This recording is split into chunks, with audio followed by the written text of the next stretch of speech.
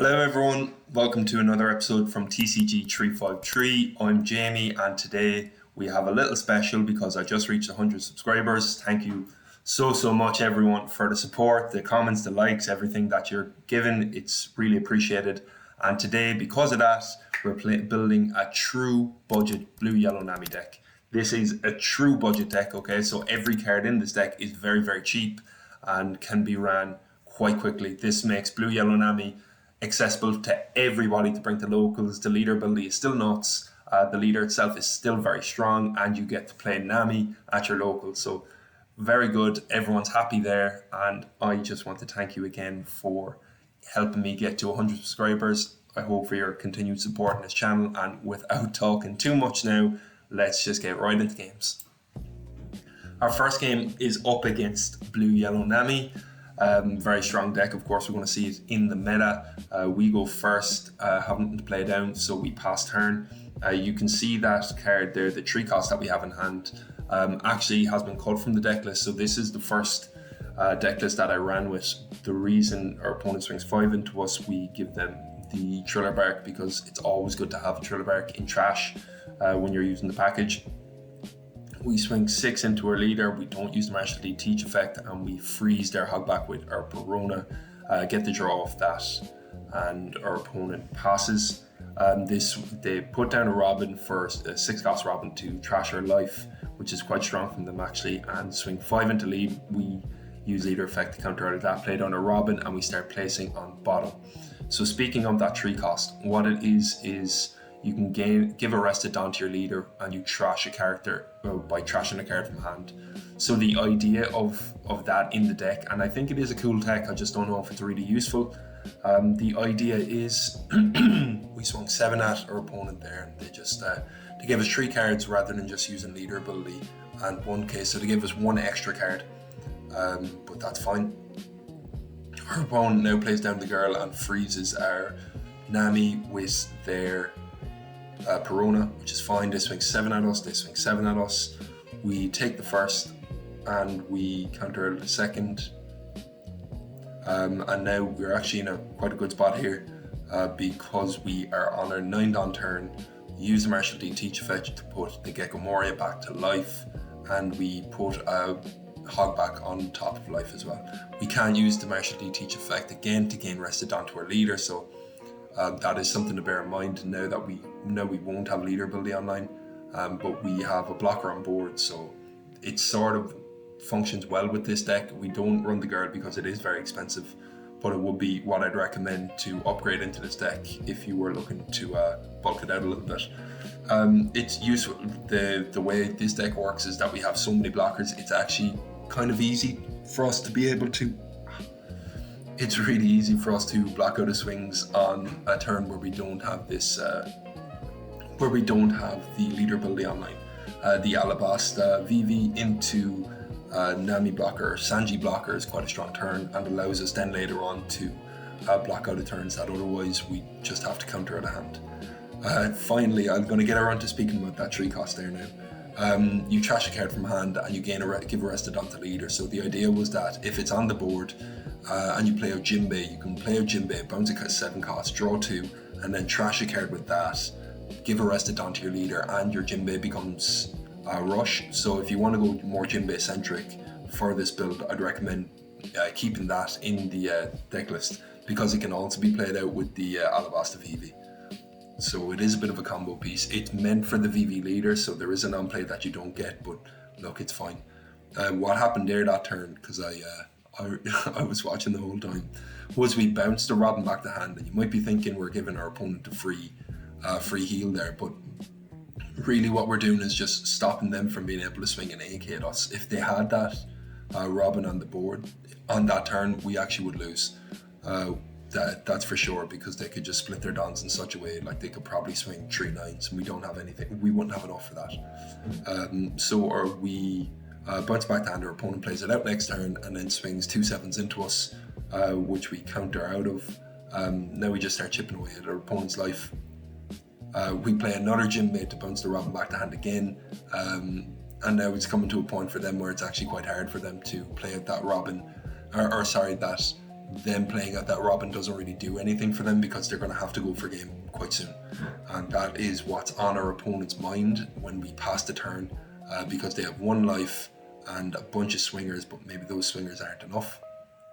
So they swing 5 just to get leader ability out of our hand, which is a good swing, I guess. And then swing 9 and leave it open to an 11 swing there, but we have the counter in hand to be able to get out of 9. Maybe it was more optimal for them to go 7, 9 and 9, but we would have been fine enough there if that had been the case. No, I think they would have got it if they'd done 7, 9 and 9. Just for our opponent to know, or for yourself to know. If you're swinging into Nami, you should probably swing 7s, unless you have excess characters on board. Our opponent concedes after they don't get the KO on us that turn, which is quite understandable, I guess. And go game to them. Their hand and their deck was pretty typical of a Robin. Maybe that Nico Robin at Trash's Life is quite unique in this deck, but everything else is as a Nami deck normally looks like. So our deck just functioned better in that situation. Great to see. And our next game now is against the Purple Enel, who Nami is naturally favoured into. We attach 2 down at the start just to have the leader ability on 9. Our opponent swings 6, we counter with 7. Or we trash the Perona to become a 7k leader and then play out the Zoro to gain a Don, and we consciously run the risk of getting double attacked here because we don't have the leader ability on, but we just gain the life, and also we're pretty happy with we have a Perona trigger in hand as well, so we can play out a Triller Barrack. So we would have been happy enough to take a double attack there, would have been fine. So we were aware of that. We play out the Nami and we top deck the Searcher event and another card that I just a little bit missed there. We swing 6 into their leader to give us the 2k. Vibali, or the event that allows them to +2 cost 2 on their characters. We are now considering what to trash here. We actually trashed the 2k because it's good to have that in hand for Triller Barrack's triggers, especially when we have the Gecko Moria playing next turn. Especially when we have the Gecko Moria potential play next turn, it's better to put that Kumachi to the top of life with Gecko Moria than it is to put anything else on top of life. We, instead of doing that this turn, we play out the Nefeltari Vivi and we cheat out a Chak and Pel with that, give our leader minus power and attach it onto our leader. So we don't swing with leader, we don't swing with anything that turn actually. But now we've established a double attacker on the board, and we also have a double attacker in hand, so we can go aggressive if we want to play double attackers down on the board and just try and stay where we are at the moment in terms of health and, to be honest, strength. We're in a very strong position here. Our opponent swings 5, they have the potential to swing 5 again, and another 5 and a 10 if they can, which I do believe they'd want to do, but they don't actually. They swing 8 into lead. We trigger a Triller Barrack, get a Perona out, and we're actually able to freeze their blocker now. If they were going to swing with it, I don't know, but they definitely can't now. Our opponent uses the freeze event to freeze our Nami first and freezes a Perona once it comes down. They are able to L-Tor our Vivi, which is fine, it doesn't affect us too much. And now we're just counting the way we want to put her under Dawn. So we're actually going to swing 13 here because we don't want them to be able to block and counter. But what we're really hoping for is that they take the double attack, which they do, so that's all well and good. And now we are playing, we played our Searcher event to get the Zoro out and play the Perona Raw just to freeze their Enel and put a Don onto our leader and swing. They take that, which I don't think there's need. They could have just got the free block off, but maybe they're afraid of something that I don't know of. Both of our lives are similar. Their board state is wide, but I mean, Enel finds it hard to consistently swing with these bodies. It's usually just one big swing with a smaller body.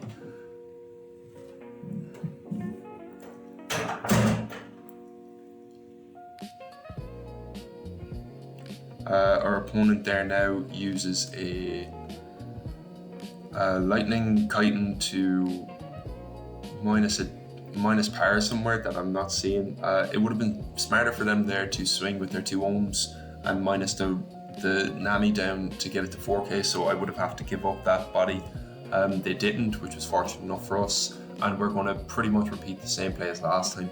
We are going to swing 14 into their life and hope for a block, and that they don't have enough counter to be able to protect it. That exactly happens. We swing 5 into Shora, which could have gone into life, to be fair, just as easily.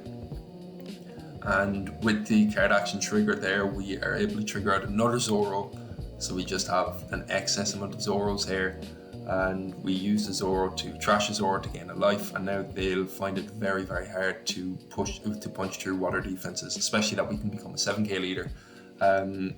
It's fairly impossible for them, to be honest, so maybe they want to loot more blockers. We'll soon find out. They could also swing into life if they want, but they can't take out the Perona because that'll freeze their Enels. They can, if they want, minus power to Robin or to Nami, and if they have a Mamaragan in hand, they can rest that, but they don't draw into it, and our opponent concedes. So a good game to our opponent. I think they might have made some misplays. I mean, just not taking a free block, for one example, or not swinging the Ohm into the Robin or into the Nami at the end. But the Nami actually didn't come into play all that much, and what we were going to do next turn anyway was probably just heal and swing 5s and just ask for blockers that way, because we would have wanted them to free block so that we could have swung into the Enel, but we could have actually just spread out our Dawn in such a way there and just been aggressive into their life. They didn't have that much counter really. What is that, 4k? Yeah, they only had 4k counter in hand, so we were in a very strong position next turn. So let's jump into the next game. It's against Yellow Sky Island Luffy, who is actually a very, very dominant leader in this meta. We attach a Dawn on our turn, on turn 2, so we're going first, by the way, and play out the teach and attach the Dawn, so we swing 6, and on their turn they use the Zeus to KO the teach, which is just so unnecessary, to be honest. Like, it's an even trade for them, but they take a life, which is, it just doesn't seem worth it in my eyes. But they have stopped us from being able to use the Sanji, which does hurt a little bit, because the Sanji is such a cool combo piece in this deck. Though I do have to mention, the only thing that the Martial D Teach enables the Sanji. Without the Martial D Teach, you actually can't get that off really. So it oftentimes becomes leader fodder. We use the Vivi into the Shaq and Pell. We don't draw with it because we've already swung with leader, so maybe a bit of a misplay there. But I think it's nice against this deck, against Sky and Luffy, to go aggressive into life early, because their healing options kind of come into play later on, like when they get the Enel on board. But saying that, they went from 0 to 2 on I think turn 4 on 8 down for them. So now they are choosing what to do. They swing 7 into her life with the Sky and Luffy. We take the first 5. They swing 7. They use leader ability, so we can see that they have a 2k in hand. We are considering how we're going to apportion or how we're going to map this turn out. It's actually quite a strong turn for us. The only thing is that we probably won't be able to put leader ability on again. But we think that's fine. We used Perona to freeze the Sky and Luffy. We use Alabasta Vivi to play out the Nami. Nami draws 3, bottom decks 2. We bottom deck the Jinbei and the Sanji, because the Jinbei doesn't allow us to get leader ability off, and we can't bounce characters against Sky and Luffy because he can just use leader ability. So it's not so valuable to us this game. We leave our Nami standing rather than swinging 5 into them because they're on their 10 down turn, and if we got them down to 1 life, they'd play out the Enel, which gains a life if they have 1 less life, and it gains 1000 power, so they could probably swing into the Shaq and Pell and get that off the board. And we definitely want to keep that on board for as long as possible. We are now considering how we want to work this out here. We could actually just, because our board is so wide, just keep swinging into life. But healing is definitely the wise way, and attaching Dawn to get leader ability online as well. So that's what we'll do. We will first go and swing. Okay, our opponent triggers out a blocker, which is a bit unfortunate, to be honest. And we are considering, should we play Jinbei? to bounce the Borsa back to hand, but we'd be giving him the opportunity to be able to heal, which isn't exactly great. So we go instead to heal ourselves. We play the Hogback on top, we play the Hogback on top because the Hogback can trigger the Perona, and we search with our event another Hogback, so we can put that into trash, so we'll be able to have 2 Thriller Bark options in trash eventually. Our opponent plays out the Sky Island Robin into the Viper, and the Viper just enables them to clear board much more efficiently. Our Perona is now 3k and our Shaka Pell is 7. We take the block on that, and they swing 12 into us. We take the block on that. It's smarter for us to block at this stage, and now they swing 6 into 3. We could counter out of this, and we actually do really consider it because having that body on board is nice, but we don't bother, and that is better off because having the Perona in trash is handy. It's useful for us, definitely. Now slight misplays are made here that we swing into life. It probably would have been better. It would have been better to swing with the Shaq and Pell first, just so that they wouldn't have the Borsellino, or they'd have to block with the Borsellino first, because otherwise we'd be able to sort of split down and be really, really aggressive into their life. We have 1 down attached to the leader, and we definitely want to swing here. We pull the Shaq and Pell from top. It's not really going to come into use because we're just going to heal. And then we consider adding the Perona to life or deploying it. We definitely deploy it so we can freeze the Sky Island Luffy, and now we're in a very strong spot. They will play the Enel, and that's where the misplay came in on my part, because we put them down to 1 life. They're able to heal with that Enel and make it 12k. And fortunately for us, we have enough counter in hand so that we can get out of this 12k swing. And our opponent doesn't have a blocker on board, so the double attack is very, very strong. They also don't have Dawn up, which is strong again. We trigger out Thriller Bark, and once they see the trigger come down, they just say no, good game, because our trigger there could have frozen that Zoro, and it meant then that they only had 1 more swing, and we hadn't used leader ability yet, so they weren't able to actually touch us that turn. You can see their hand, they did have 5k counter, and they would have had, I think, 6, and I can't see that last card that they had in life. So we were in a really good spot. Even the Shaq and Pell, we probably would have put 2 down onto that, or maybe 4 even, and then just split the rest with our Gecko Moria and our other bodies. So a good game to our opponent. It was definitely a Shaq and Pell game, which was cool to see. That little bit of tech coming true. And as you see here with the start of this Red Blue Lucy gameplay that we have, I think this might be our last game. This Red Blue Lucy game that we have, we pull into the VV in our starting hand, and we're very happy about that. We are also going first, so the curve of VV and what you see in our hand there, Shaq and Pell, is really, really strong. It makes the opponent bottom deck a card. We can also play out the Shaq and Pell and draw 2 cards. Granted, once we play it on curve, we don't have the leader ability enabled, but Lucy's a deck that actually doesn't swing that much in the early game, not until they get the Cavendish out and the Sabos, and even then the Sabos don't swing all that much. It's just more of a defensive control deck. So on our turn 5, we don't use leader ability because we have the Alabasta VV into the Nami. Nami draws 2 bottom decks, or draws 3 bottom decks 2. We actually bottom deck I missed that now, but we would have bottom decked characters that didn't have counter. We trashed the Sanji in the last turn, and we're just kind of sad about that now because we drew into the Teach later on, so the Teach isn't really going to be useful from this game forward. Our opponent plays out a Rebecca, searches, plays out a Cavendish, and swings 5 into us, which we take the free block on. They leave 1 down standing for the Leo, which is anti-removal. So just what I like about this deck now is from our turn 5 and our turn 7, we played out 4 bodies, which is totally unique to this build, being able to fill the board so quickly. And granted, the VVs aren't huge stat points, like 4k and 4k, but you have to consider one's a blocker, which is always useful to have,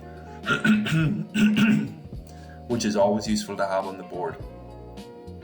And it's also the difference of just attaching one Don and you're able to swing at the opponent's leader. Even if they respond by swinging into the VV, it sort of acts like a pseudo blocker, because the opponent's sort of wasting a turn.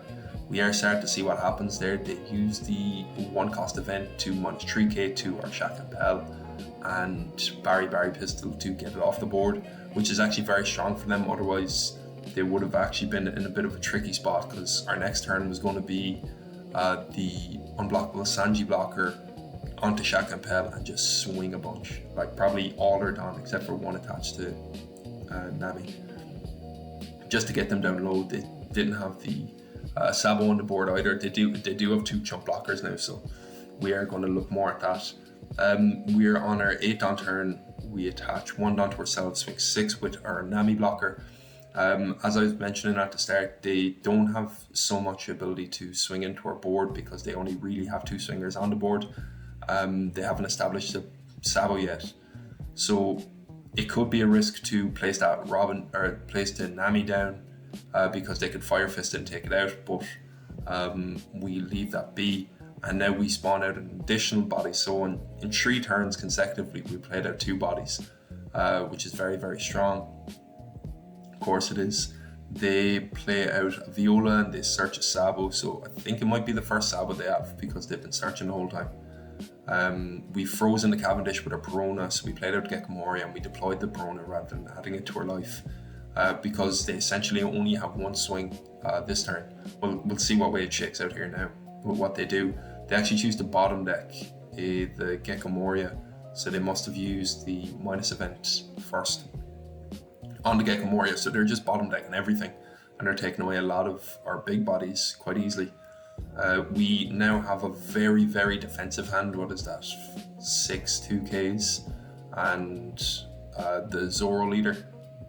We also still have that unblockable, which is 100% our win condition this game. Our opponent only has one blocker on the field now, so we're going to go really aggressive into their life. They don't have the Dressrosa event up, so swinging 6s into them is actually quite good. They'd have to give us a 2k counter or else trash more events. The aim for us here is to get our opponent down to 0 life. Once they're down to 0 life, we can use the Sanji unblockable and just swing and go for game. That's the line we're thinking of. So we swing 5 at the start, we swing 6 with the VV. We are now checking how we're going to math it out. We swing 7 with our blocker VV. We are going to then swing 8 with our Nami. Yep, and 8 with our Nami leader. Playing nobody down on that phase. They get the free block with Sabo and are choosing what to do here now, but they go down to their last life. And now it is going to be a little hard for our opponent to stay up. So what happens here now is they'll probably play down a Sabo, which they do. They use the double attack event, and we don't have a blocker up. We do have leader ability online, but we don't have a blocker up. They draw 2 cards with that, which is actually quite strong. I think that's an underrated part of that ability, is to be able to draw cards. They swing 6 into 4, and we give them counter for that because this VV card is going to come back up next turn as a blocker, which will be handy.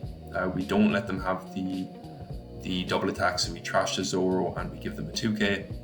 Now they swing 9 into Nami and we don't give them that either. And we are tempted here to swing, or to put our unblockable down and swing, what would it be, 6, 7, 13 unblockable into them, but they have 1 Don up, which is probably the -3k event. So then they'd have the -3k event, and it looks like 7 cards in hand, which you can guarantee a lot of them are events, so they're 1k counters, and they probably have 2ks we saw there. We wouldn't get it, in my eyes anyway. It's not worth the risk. So we're instead going to choose to whittle down their life and swing into them. So we swing 7, we swing 8, we swing 9, and we leave 2 of our blockers standing. So I was playing against a Sabo just there recently, and what they're able to do is Fire Fist the VV straight up and also like the small fire fist into Vivi, and they could also fire fist the Nami or barrier pistol it.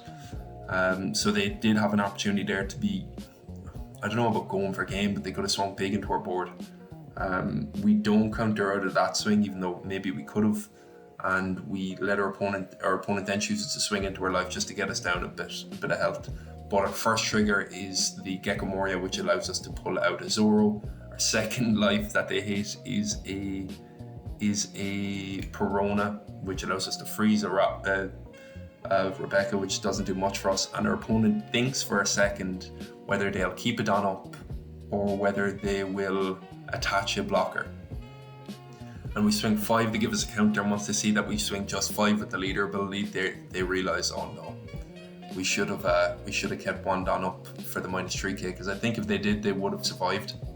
And if they did, by the way, we wouldn't have went for game this turn.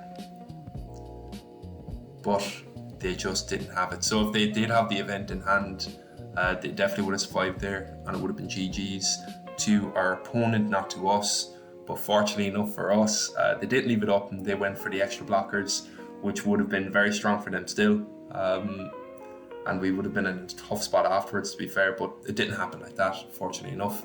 And we take the win from our opponent. Now, that is the budget Blue Yellow Nami deck. It is really, really budget friendly. I don't like Zoro might be the most expensive card. You can replace Zoro with Kikinojo if you want, but I don't think Zoro is all that expensive. I should probably check, to be honest. I don't think Zoro is all that expensive, and swapping it out with Kikinojo is actually really strong, so it's not that big a problem.